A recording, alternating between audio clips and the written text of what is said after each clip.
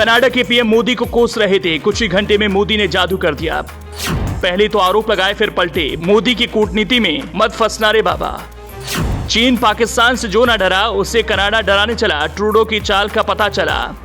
एक तरफ देश की नई संसद का गृह प्रवेश हो रहा था, दूसरी तरफ कनाडा भारत के लिए आग उगल रहा था। नई संसद की गृह प्रवेश में देश के सभी सियासी दल मौजूद थे, लेकिन कनाडा के पीएम ट्रूडो भारत के लिए बयानबाजी कर रहे थे। ट्रूडो भूल चुके थे कि वो पंगा मोदी से ले रहे हैं, वो मोदी जिसके सामने चीन पस्त हो गया, जिस मोदी के दांव से पाकिस्तान भीख मांगने निकल पड़ा। ट्रूडो ये भूल चुके थे। नई संसद की गृह प्रवेश में जुटे मोदी को तो पता भी नहीं था कि ट्रूडो भारत के लिए क्या बयानबाजी कर रहे हैं, लेकिन मोदी को यह जरूर पता था कि ऐसे मूवमेंट पर बिना हथियार के कैसे पस्त किया जा सकता है। मोदी की चाल कामयाब ना हो ऐसा हो ही नहीं सकता। कैसे दूसरे देशों को गले लगाना है और कैसे कूटनीति के शतरंज में चित करना है, ये कोई मोदी से पूछे। यही वजह है कि पीएम मोदी दुनिया के सबसे लोकप्रिय नेताओं में शुमार हैं। लोकप्रिय नेताओं की लिस्ट में पीएम मोदी का नंबर 1 बनना बताता है कि विरोधी अभी उनसे कोसों दूर हैं। इस समय दुनिया भर में भारत की गूंज है, क्योंकि भारत की कूटनीति में दूसरे देश ऐसे फंसेंगे कि अपने बयान के कुछ ही घंटों बाद बैकफुट पर आ जाएंगे। कनाडा के पीएम के साथ कुछ ऐसा ही हुआ। कनाडा में खालिस्तानी चरमपंथी हरदीप सिंह निज्जर की हत्या पर भारत और कनाडा आमने सामने आ चुके हैं। निज्जर की हत्या के बाद कनाडा के पीएम ने भारत को लेकर कई फैसले ले लिए, लेकिन उन्हें नहीं पता था कि वो मोदी से पंगा ले रहे हैं।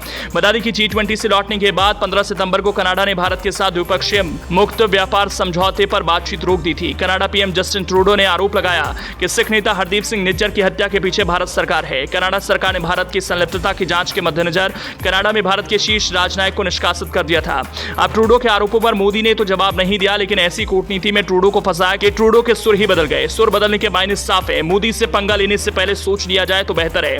कभी भी जल्दबाजी में लिए गए फैसले खुद पर भारी हो जाते हैं। मोदी के फैसले कुछ ऐसे ही होते हैं जिसे समझ पाना सबके बस की बात नहीं। कनाडा के पीएम का बैकफुट पर आना बताता है कि मोदी का जादू बरकरार है। वहीं भारत सरकार ने कनाडाई पीएम ट्रूडो के आरोपों को सिरे से खारिज कर दिया। भारतीय विदेश मंत्रालय ने कहा ट्रूडो के आरोप झूठे हैं। इसके बाद भारत ने नई दिल्ली में कनाडा के राजनयिक कैमरून मैके को निष्कासित कर दिया।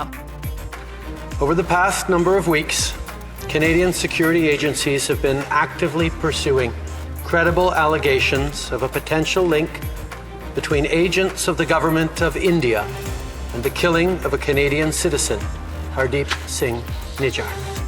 पहले भारत सरकार पर आरोप लगाया और अब कनाडा के पीएम ने अपना बयान ही बदल लिया। कनाडाई पीएम ट्रूडो ने कहा भारत सरकार को इस मामले को अत्यंत गंभीरता से लेने की जरूरत है।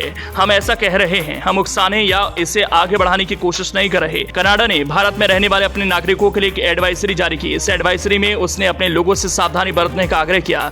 इसमें कहा गया कि स्थितियां कभी भी बदल सकती हैं, इसलिए सतर्क रहें, मीडिया पर नजर बनाए रखें और दिए गए दिशा निर्देशों का पालन करें।